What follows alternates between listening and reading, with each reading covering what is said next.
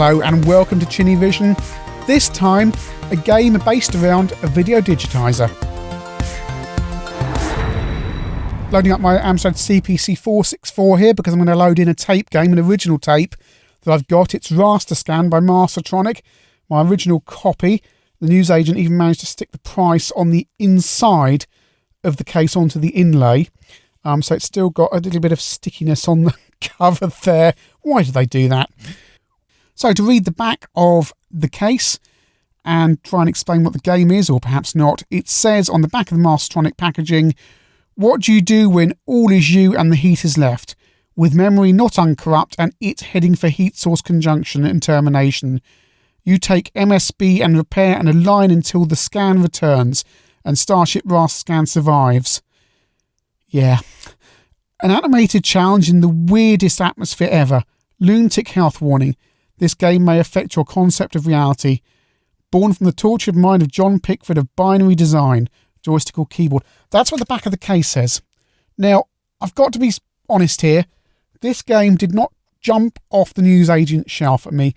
In fact, the reason I bought it, it was because it was one of the only Amstrad games left on the shelf. They hadn't restocked for quite a while.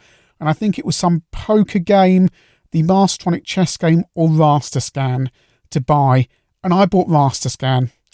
And I wouldn't have bought it looking at the screenshots, which I've got here, or the instructions on the back. Opening up the instructions here, it's, again, not particularly clear what's going on inside the instructions. But playing the game, it says, Rasterscan is an animated adventure without any text. All locations, puzzles, clues and solutions depicted graphically. Although joystick control, the game requires no arcade skills whatsoever. It goes on to explain how the game takes place on a spaceship, and the spaceship is crippled and drifting helplessly towards a star. You're a service robot and you've got to repair the spaceship, basically. There's a lot of stuff in here that's particularly unclear, but it does say the order of things you need to do. And there's locks that you need to unlock. Repair some machinery. You've got to repair the generator, the engines, and the scanner, and then steer the ship to safety. And here we go. Here's the menu screen, or the title screen. Fused by binary design, game concept by John Pickford, programmed by Gary Ireland with help from Steve Hughes and Jazz Brook doing the music and sound effects, and a jazzy tune on the title screen. And look, there's a good joke here, because look at the Rasterscan, or a depiction of a Rasterscan going down the screen. John Pickford's name is spelt incorrectly on the title screen. John Pickford. Now, I know on Feud he had a funny name intentionally, but I don't know if this is intentional. Oh dear. So we start the game, and there's some nice digitised graphics. There's a spanner and a hand, and your character there is completely computer generated. It's a routine written by John Pickford himself on the Spectrum and ported over to the Amstrad. That gives you a nice computer-generated sprite to move around with that's animated. So we're moving around. The intention was to have all the graphics computer-generated, but they couldn't manage that, so you just got these bits that you see, like the spanners there. Right? Spanners, I think, are locks that open doors and various other things that's going. You're supposed to go in them, pull down and press fire. Trying that. Nothing seems to be happening. I've been trying to understand Rasterscan for 30 years.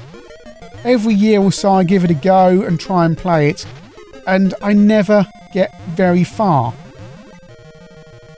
I'm trying to remember what to do here. I know I need to find one of those spanners and do a logic puzzle to open the first door, but I can't remember which one it is.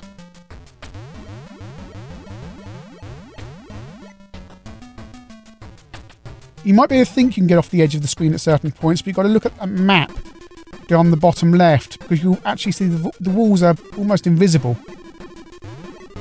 Right, is it this one? Oh, what happened there? Something flashed up very quickly and it's game over. Right. Try again. I do like the smoothness of the animation on that ball there. Very very different from a traditionally drawn main player sprite. So can I go in here? What does this do? Does that. I don't know what it did. It did that.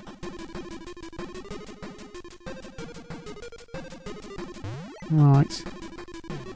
Don't like these backgrounds. They're a bit garish and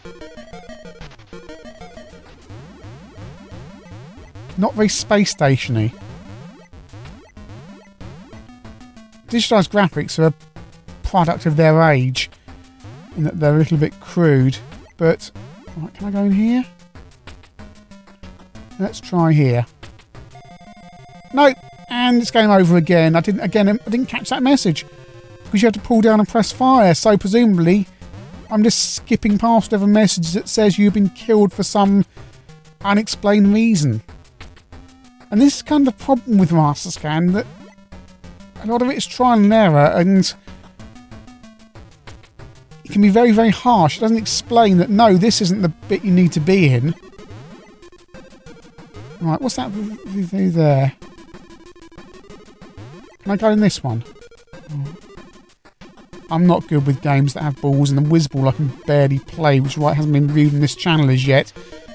Because I'm not very good at games that things bounce around. Right. Okay.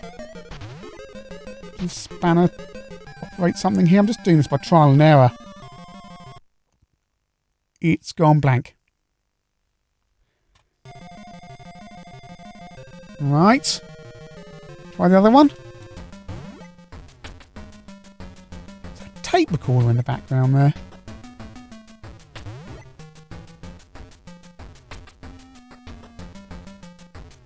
Right. Okay. Is it crashed? Right. Okay.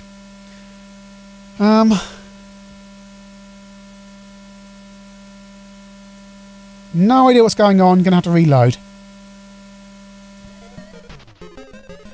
Right, I've reloaded and I've read the instructions as well, and it says in the instructions that the player can save the status of the game at any time by operating the tape machine.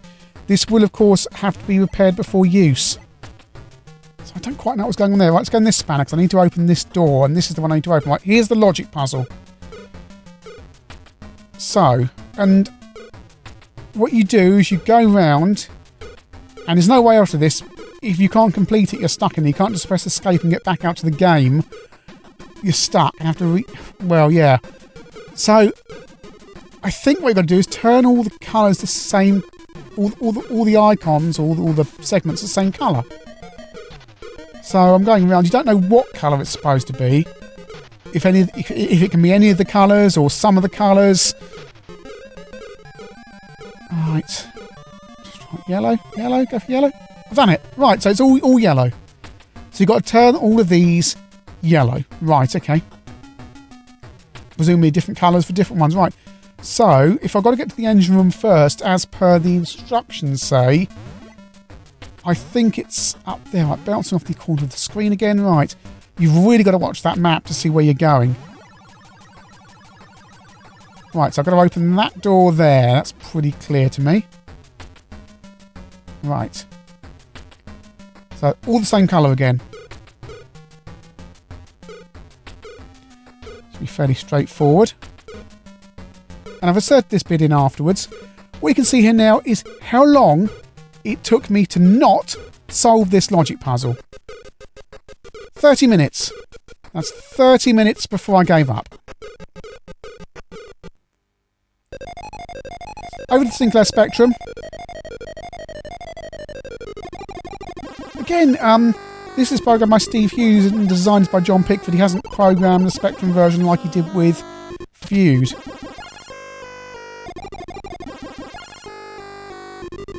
It's not as nice a title screen as on the Amstrad. No redefined keys option either. I don't think the Amstrad did either, actually. So it's a little bit smoother on the Spectrum with the movement of the ball. No in-game music. It's only a 48k game. Same graphics as the Amstrad, but monochrome.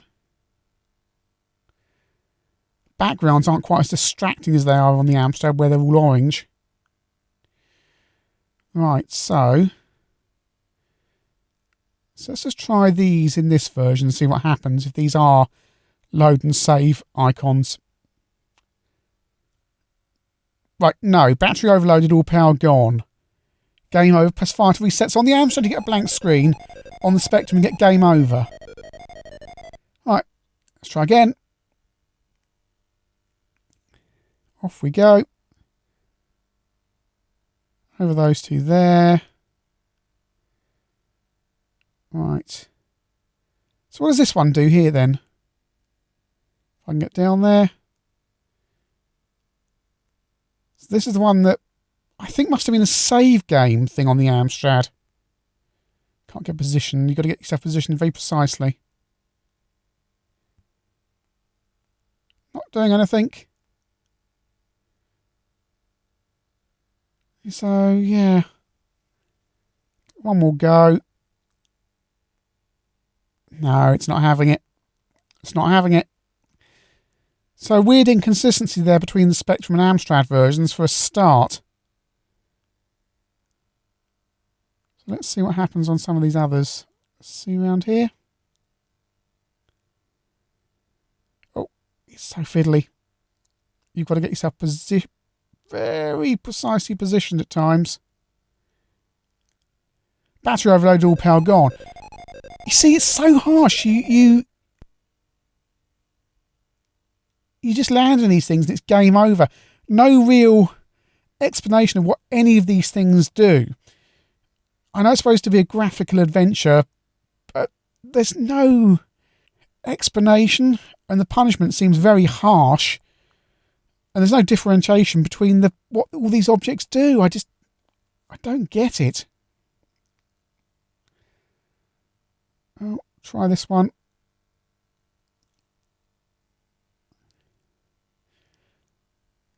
No.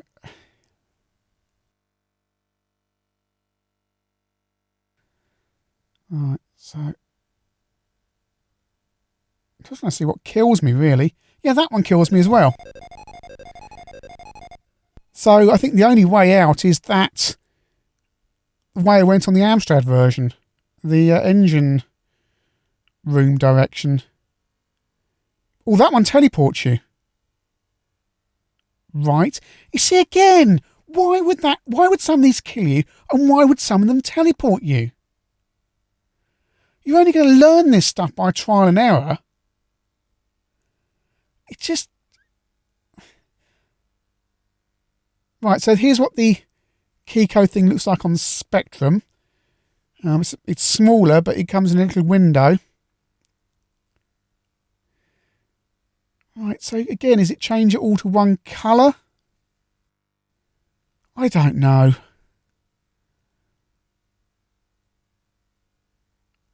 So work it out, and I'm not a fan of logic puzzles to begin with. If you've got a programmer's analytical mind and you're good at that kind of thing, this probably seems really simple. I bet the guys at Binary Design were whacking through these no problem at all.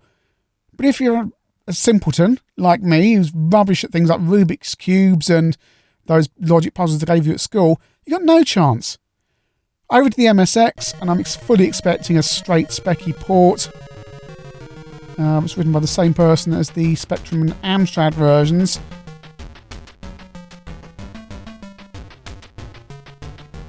Is it going to be a straight port, or are we going to get some sprites as well? Right, off we go. No, it's a straight port from the Spectrum, really, isn't it?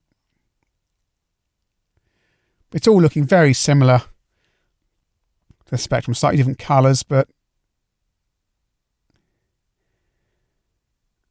you're trapped in a very small area when you start the game. I remember on the Amstrad version managing to break out to the outside the spacecraft and just spending ages rattling around the outside the spacecraft.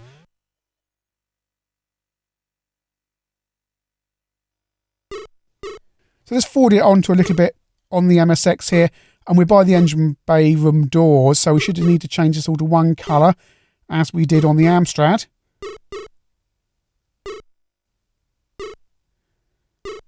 But hang on, look at that.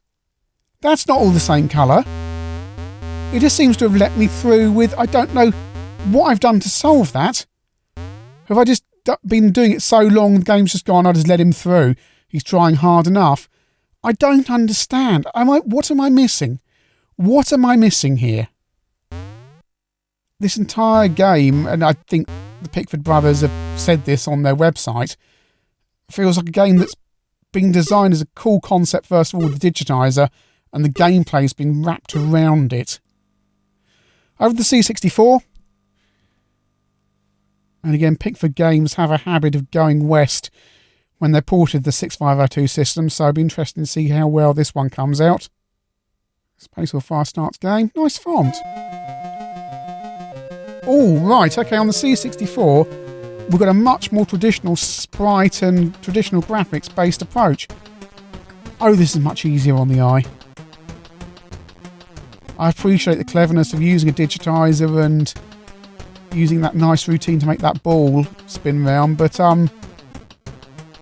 this is quite nice. After the other Spectrum Amstrad and MSX versions, it's much cleaner, much nicer on the eye. Nice SID version of the music as well. Right, so we know where we're going.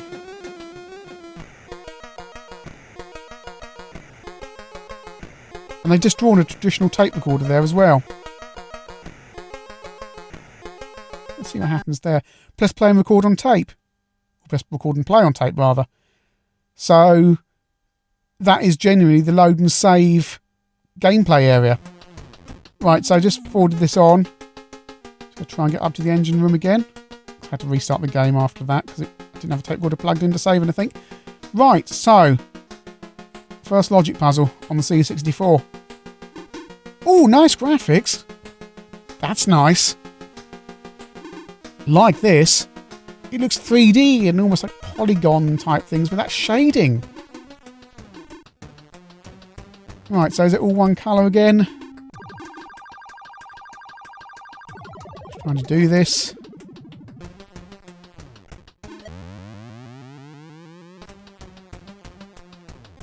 Amstrad Action, oddly, really liked this game on the Amstrad and gave it quite a high score. And the thing in the 70s, when they actually gave Zub a much lower score, I think probably in the same issue. Unbelievable. Unbelievable. The annoying puzzles in this game haven't been my only battle. There's a PC version of this game ported in the USA for Mastertronic to sell over there and also in the UK as well. And I've managed to get copies of it onto floppy to run on my Amstrad PC 286. Will it work? No. Every time I try and load it up, and I've tried multiple images now, it would not load. In fact, I had a really bad time trying to find a copy, and it was Ashens who very kindly pointed me in the right direction, but just would not load. So I'm having to do the thing I really hate doing, but I've wasted so much time trying to get the PC version running, and that's to run the PC version under emulation. So thanks to Hellfire 64, it got me up and running with a program called Boxer on my Mac, and this is Rasterscan on a PC. And it's the C64 version. They've just directly ported the C64 version with all the graphics by the looks of it here. None of the digitized graphics from the Amstrad Spectrum and MSX. And as I say, it's much easier on the eye. There's no audio apart from occasional beeps when you're doing the logic puzzles. And yeah, it's effectively the C64 game running on the PC. I'm not sure how much joy you'd have running this on your own PCs if you've got one.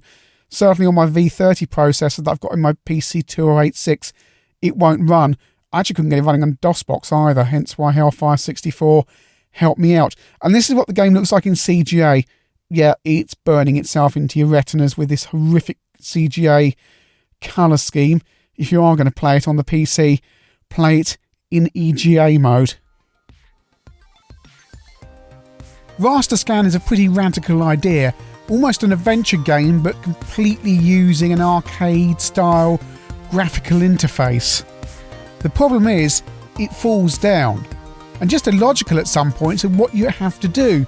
The spanners sometimes do different things, and it becomes a process of trial and error. Gameplay-wise, there's not much to choose between the versions, the MSX Spectrum and CPC versions, are pretty much identical. The CPC has the music all the way through. The C64 and PC versions are much easier on the eye, although the digitised graphics in the CPC, MSX and Spectrum versions are innovative. Ultimately, they're a little bit ugly. This represents a little bit of a misstep for the Pickford Brothers, who usually got their games so absolutely bang on, from the superb Feud and Zub right through to games like Wet Tricks on the Dreamcast and even Magnetic Billiards on the iPhone that you can buy today. But then again, even Steven Spielberg produced the movie Hook with the best of intentions. It just didn't work out. And I'm afraid that the problem with Rasterscan is I feel it's a game that just didn't quite work out.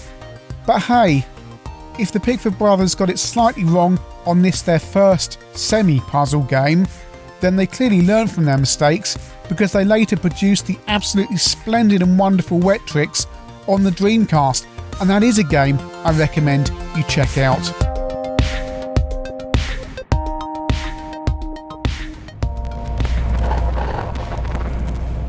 And as a quick update, as of this week, the beginning of October 2016, there are still some ChinnyVision 2017 calendars available. It's an A3 calendar. All the screenshots on the calendar are from real 8-bit systems, £17.99, and postage and packaging is included within the EU, but only a few copies left, so order today.